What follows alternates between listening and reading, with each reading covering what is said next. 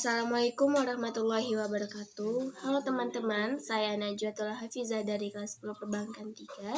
Di sini saya akan membahas mapel ataupun materi tentang kerjasama antar negara. Kerjasama antar negara ini terbagi menjadi 3, yaitu kerjasama bilateral, regional, dan multilateral. Nah, pertama kita akan membahas kerjasama bilateral. Kerjasama bilateral ini adalah kerjasama yang dilakukan oleh antar negara yang terdapat aktivitas timbal balik di antara negara tersebut. Nah, poin yang selanjutnya kita akan membahas motif kerjasama bilateral.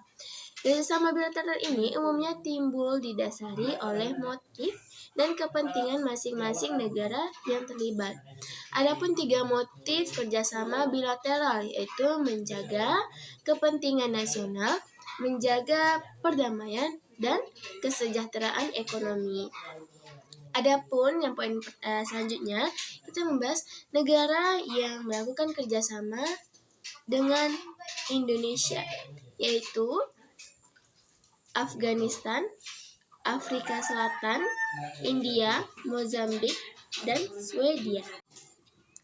Poin selanjutnya yaitu bidang kerjasama bilateral, yaitu kerjasama di bidang hukum, ekonomi, pendidikan, sosial budaya, dan pertahanan. Nah, teman-teman, selanjutnya kita akan membahas kerjasama regional. Kerjasama regional ini adalah kerjasama yang dilakukan oleh antar negara yang umumnya berdekatan. Nah, kerjasama regional ini memiliki tujuan yaitu untuk memperkokoh dan memperkuat eksistensi negara tersebut. Nah, adapun beberapa contoh kerjasama regional di Indonesia yaitu ASEAN. ASEAN adalah organisasi multibidang yang dilakukan oleh negara yang berada di wilayah Asia Tenggara.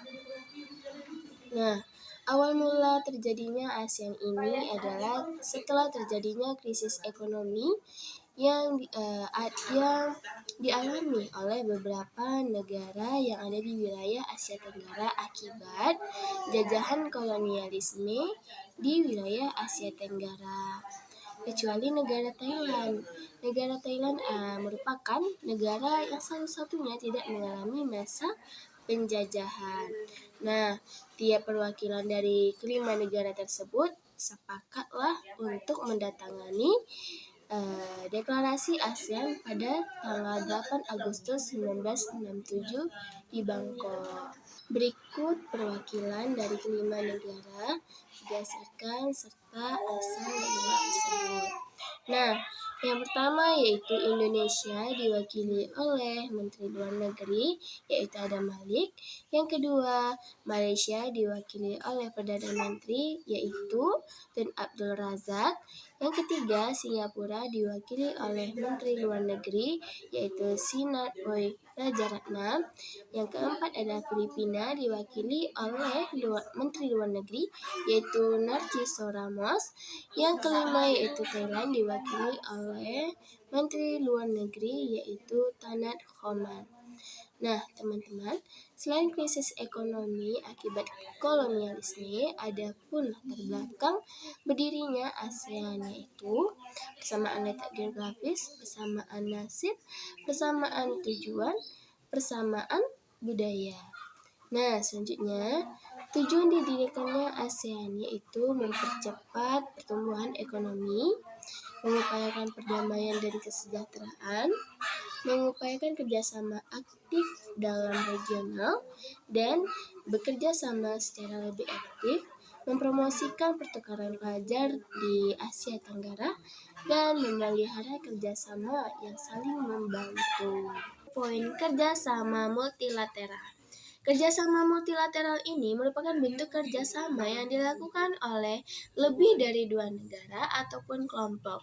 Kerjasama tersebut tidak memandang regional kewilayahan. Nah, contoh kerjasama multilateral ini yaitu Perserikatan Bangsa-Bangsa, yaitu terdapat poin organisasi PBB. PBB juga memiliki lembaga-lembaga khusus yang menangani berbagai masalah. Yang selanjutnya yaitu World Trade Center Organization, yaitu merupakan organisasi perdagangan dunia yang memiliki kewenangan mengatur perdagangan antar negara yang bermarkas di Jawa ataupun Jenewa ataupun Swiss. Poin yang selanjutnya yaitu International Monetary Fund atau disebut juga IMF, berfungsi sebagai organisasi yang menangani atau menyediakan pinjaman kepada negara.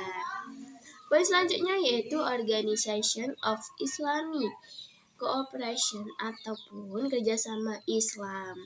Berdirinya OKI bermula saat terjadinya peristiwa kebakaran Masjid Al-Aqsa pada tahun 1969. Nah, ditandatangani piagam pendirian OKI di Maroko. Sekretariat OKI dipimpin oleh seorang jenderal. Nah, teman-teman, itulah materi kita tentang kerjasama antar negara. Semoga bisa bermanfaat ya.